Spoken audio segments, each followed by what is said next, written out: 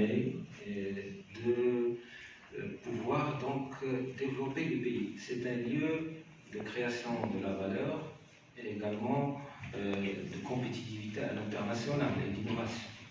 La ville également est un lieu de création d'emplois. On vient pour trouver un emploi. Une ville qui ne crée pas d'emploi pose un problème à ses habitants, ses citoyens, à ses dirigeants.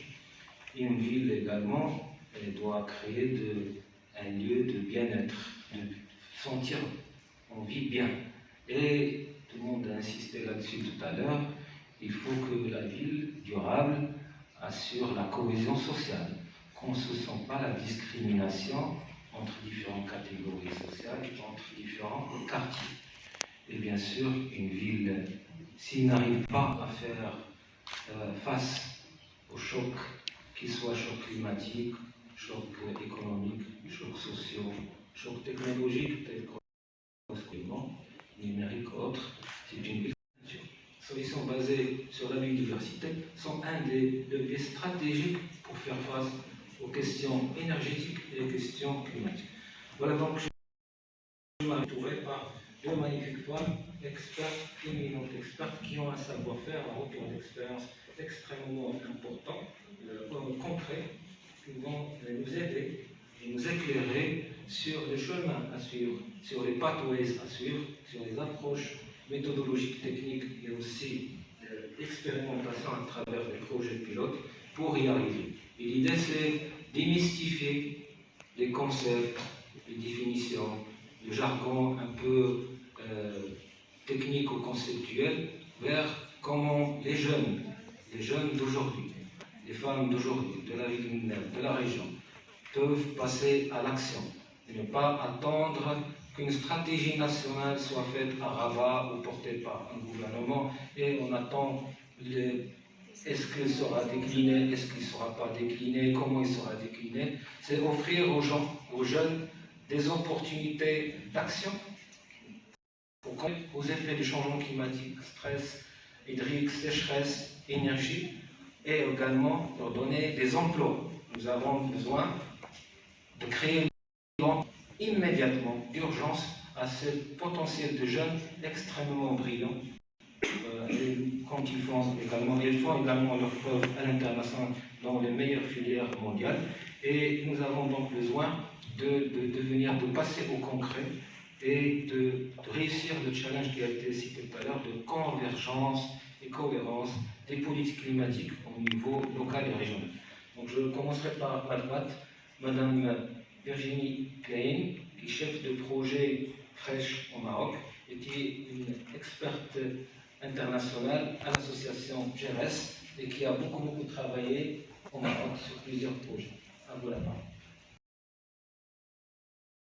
Donc, je vais vous présenter un projet qui est très concret, qui s'appelle le projet Fresh, que le GERES, qui est une ONG de solidarité internationale spécialisée dans l'énergie durable, la transition énergétique et les changements climatiques, mène notamment au Maroc, dans les villes de Beni Mellal et de Tata, mais également dans d'autres pays africains au Bénin.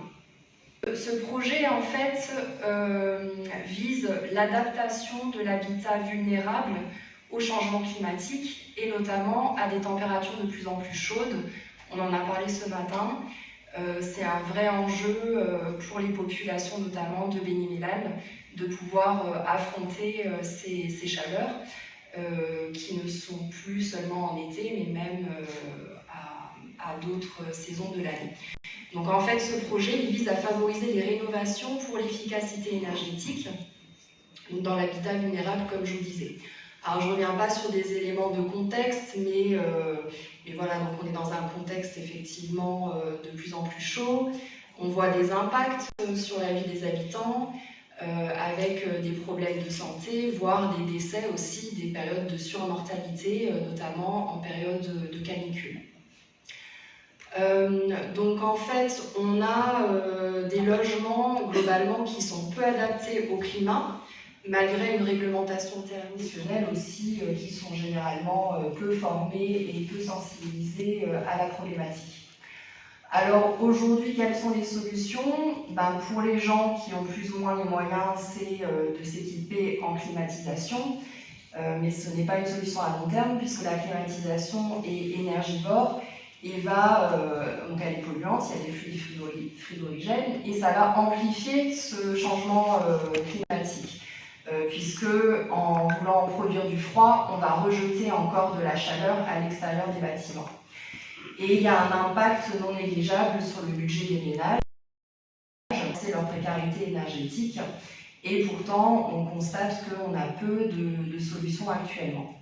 Donc l'objectif, donc ça je passe ces quelques chiffres globaux, proposer des solutions concrètes pour améliorer l'efficacité énergétique dans l'habitat, et donc de permettre la diminution de la température en période de forte chaleur et d'améliorer le confort thermique pour les habitants. Pour cela, on va tester différentes approches et différentes solutions qui vont être combinées. Donc on peut réaliser des travaux d'isolation, installer des pare-soleil, des persiennes qui vont protéger les façades, donc aérer aux heures de la journée qui sont favorables, fermer les ouvertures aux autres heures de la journée plus chaudes, etc. Alors, au niveau des activités du projet, donc, comme je vous disais, au Maroc, le projet se déroule dans 2 villes pilotes, qui sont les villes de Tata et de Beni Mellel. Donc, on a vraiment ces 2 climats qui sont différents, mais où la problématique de la chaleur est assez prégnante, et très prégnante dans les 2 villes. Alors là, vous voyez la cartographie de Beni Mellel. Donc en fait, au début du projet, les équipes du projet et notamment donc, de l'AESVT ont fait une cartographie pour identifier les différents quartiers. Et vous verrez qu'on a travaillé, on a retenu en fait un quartier principal qui est très vulnérable, qui s'appelle El Massira 2, dans lequel c'est très pertinent d'intervenir.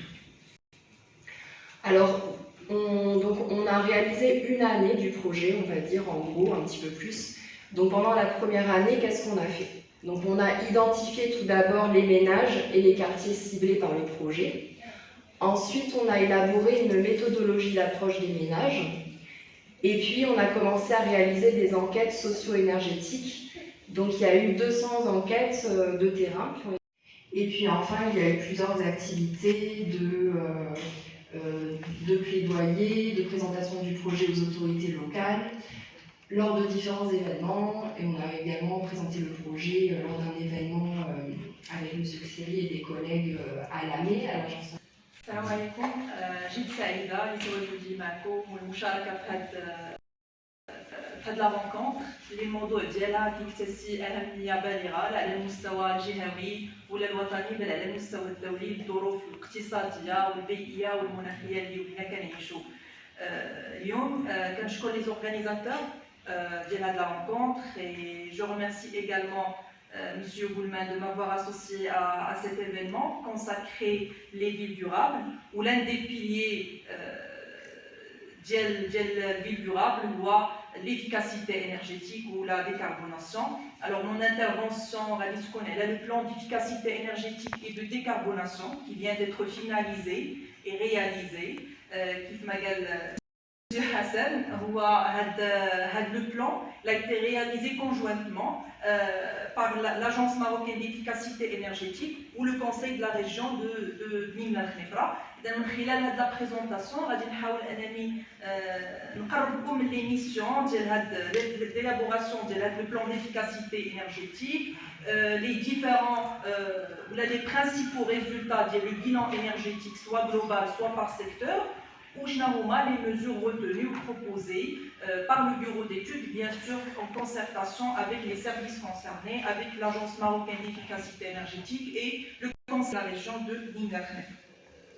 La stratégie nationale d'efficacité énergétique au niveau national, il a fixé un pourcentage de réduction de la consommation énergétique de 20% au niveau national, qui concerne les secteurs les plus énergivores, le bâtiment, le transport, l'industrie, l'agriculture et l'éclairage public.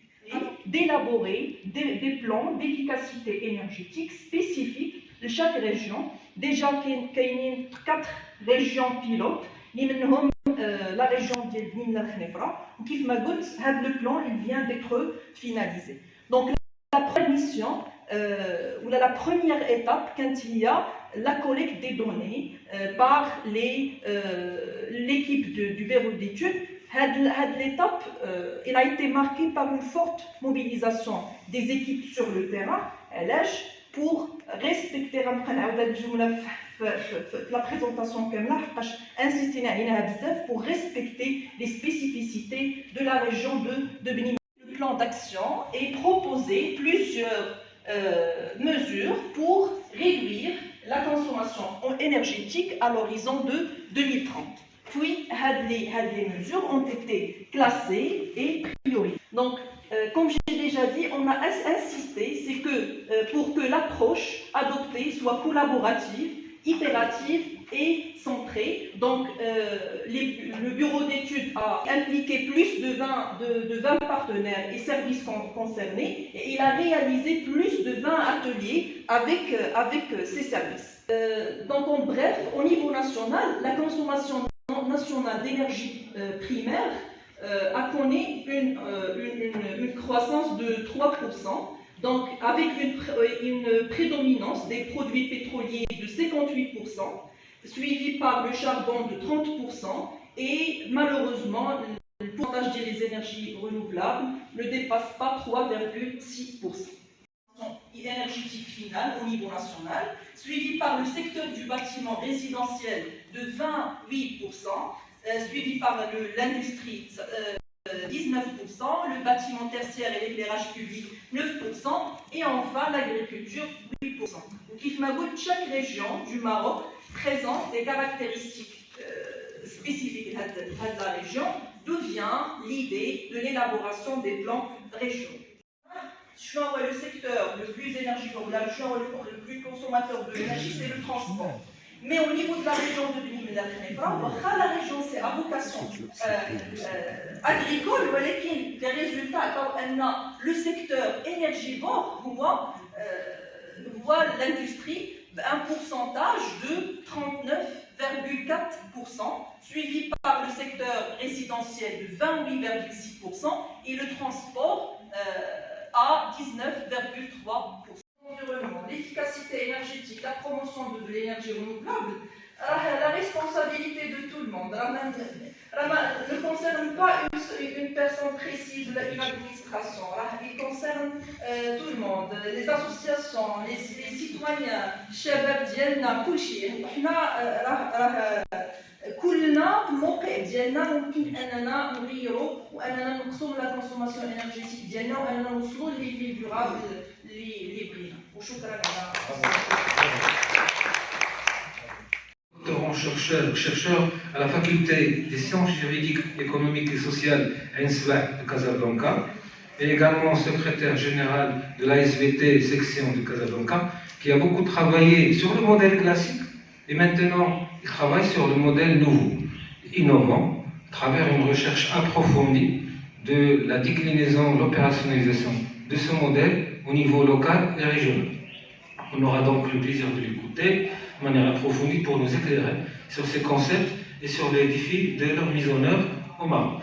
Deuxième grande personnalité, spécialiste là aussi de manière très très opérationnelle sur ces questions-là, c'est M. Rachid Bissoul, qui est responsable d'exploitation à la société Beni Mellal Environnement, Casa Technique Environnement, et qui va nous expliquer de manière très très précise la gestion des déchets ménagers à Beni Mellal, et bien sûr ça se déplique au Maroc, bilan et perspectives d'avenir pour s'aligner à la transition vers une ville durable et résiliente. Je commencerai donc par Saïd Ablari pour vous faire une présentation succincte de 10 à 15 minutes, pas plus, 10 minutes c'est idéal. Merci Hassan pour votre présentation de ce domaine, l'économie circulaire au Maroc, défis et perspectives. Alors, bien sûr, je suis ravi d'être ici parmi vous à la ville de Beni Mellal pour présenter un sujet qui est assez très important, l'économie circulaire. Bien sûr, c'est un terme encore au Maroc, malheureusement vague et n'est pas encore bien détaillée, mais on va essayer d'introduire le sujet. Alors pour le plan, j'ai 6 points principaux. D'abord l'introduction, et puis contexte et enjeux au Maroc, et le cadre national et des initiatives existantes qui ont donné le modèle, puis quelques défis à relever, et comme 5e point, les perspectives et les opportunités, et on va finir par une petite conclusion dans laquelle on va récapituler le sujet. Alors, l'économie circulaire, c'est quoi? La définition de l'économie circulaire selon Nations Unies, c'est un système de production, d'échange et de partage permettant le progrès social, la préservation du capital naturel et le développement économique.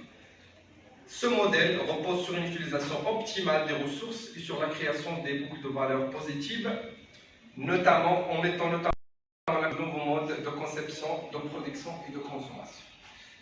Pour l'Agence française de l'environnement et maîtrise de l'énergie, c'est un système économique d'échange et de production qui, à tous les stades du cycle de vie des produits, biens et services, vise à augmenter l'efficacité de l'utilisation des ressources et à diminuer l'impact sur l'environnement tout en développant le bien-être des individus. Alors, au changement climatique, stress hydrique, bien sûr on parle de l'eau et de l'énergie et le sol. Donc ce sont les ressources naturelles, mais aussi on est face à la quantité alarmante qui ne cesse d'augmenter de déchets produits chaque année. Au Maroc, près de 7 millions de tonnes de déchets ménagers. Alors, ça, c'est un modèle linéaire. De vie du produit en recyclant, en réutilisant, bien sûr, mais pas ça, mais aussi en refusant d'utiliser le produit jetable consommé à une seule fois. C'est une mauvaise habitude prise malheureusement récemment par les Marocains, et valorise les déchets comme de véritables ressources. Et quand on parle de ressources, on parle de la principale ressource qui est malheureusement rare, c'est l'eau. Alors, le cadre national, on parle d'un cadre, on parle d'une panoplie, plusieurs stratégies ont été et programmes ont été adoptés, mais qui demeurent fortement encore imprégnés par le modèle linéaire. On parle de la stratégie nationale de développement durable, plan national d'assainissement rural, on parle de plan national de valorisation de déchets, plan national déchets ménagers et d'autres programmes. Institutions, établissements scolaires et universitaires, et puis plus de 300 000 élèves, bien sûr, apprenants et apprenantes, sensibilisés. Et on parle aussi aujourd'hui dans Madame qui représente l'environnement de l'Académie, je crois qu'il est parti. Non, il était là, il est là. Alors, vous avez parlé bien sûr de programmes écologiques et il y a Jeune Reporter dont je suis membre du jury régional de Casablanca qui évalue bien sûr ces travaux. Donc il y a la sensibilisation au sein de ces établissements. Il y avait un quartier qui a fait le tri 100% qui s'appelle Saada, économique pour la création de la richesse et des emplois, et le manque. C'est le manque un potentiel de recyclage qui est peu exploité, bien sûr, et tout ça dû au 6e point qui n'est pas de tri préalable. Et cela complique vraiment considérablement la valorisation ultérieure. Et qui parle de complications, qui parle de la complexité, qui parle des problèmes complexes, parle de la loi 2800 depuis 2000 jusqu'à aujourd'hui, qui n'est pas encore changé. Bien sûr, la loi, mais il y a toujours quand on est dans la phase des défis, donc c'est des obstacles que le Maroc fait face. Bien sûr, cette loi doit être écartée, ou bien مبغاتش نطير واحد. شكرا الحضور الكريم. السلام عليكم. نشكر جمعية السيد الزهري بحياة الأرض على هذا البونجورمون les scientifiques et très riches. Je me présente, je suis Rachid El Bissoul. responsable d'exploitation de la société Benimla Environnement, société filiale de la société mère Casa Technique. Donc je présente la gestion déléguée des déchets ménagers à Benimla, bilan de perspective d'avenir pour une ville durable et résidente. Donc la présentation, خلاص قطع النظافة واحد القطع اللي يكون مهم بزاف في حياتنا اليومية، حيت النظافة يمكن لنا نشوف واحد انفيرونمون اللي هو تري سال، دونك ميمكنش نعيشو فيه، دونك داكشي علاش الحمد لله كاين الدولة ولا فكرات في هذه المسألة ديال لا جيستيون ديال ديشي ميناجي، علاش بور كو لا بوبولاسيون في دون ان environnement qui est propre. Donc pour vous donner un fichier technique sur la société, donc Benimla a واحد expérience في le domaine de la gestion des déchets ménagers. Donc c'est le troisième marché. Donc le premier marché était en 2006 je crois. Le montant ديالو هو تقريبا واحد 3 مليار سنتيم مكناش. La société Benimla Environnement, durée du marché, c'est attend هذه سينشرها في شهر 8 في 2026. Le service demandé par la société ou par le délivrant, c'est la collecte des déchets ménagers assimilés, des déchets verts, des encombrants et des ordures des dépôts sauvages. Ainsi, notre service demandé par le délivrant, c'est le nettoiement de la voirie, voire les voiles, la chaussée, les trottoirs, les caniveaux, les places, ainsi que le transport des résidus. Une étude sur le modèle de gestion de décharge écologique. À vous la parole, et merci. Merci bien. Bonjour tout le monde. Merci pour l'association des profs de la SVT ici à Benimla pour cette opportunité de se présenter ici chez vous ici aujourd'hui. Je tiens à remercier M. Jean Bousquero, même s'il est absent, n'est pas présent aujourd'hui, qui a fait l'accord pour que je sois ici aujourd'hui. Je tiens à remercier aussi Madame le prof, Turiel Moudahed, mon encadrante, et c'est peut-être elle qui m'a incité au début à prendre des pas dans le parcours de l'écologie culturelle tout d'abord. Déjà fait vous avez déjà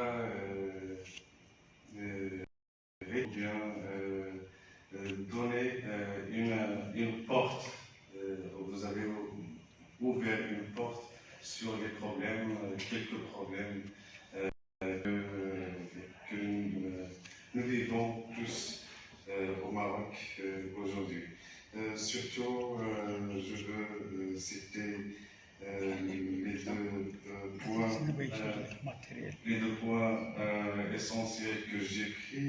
Les 80% de la matière organique sans solution, sans gestion, et la production du l'exilé.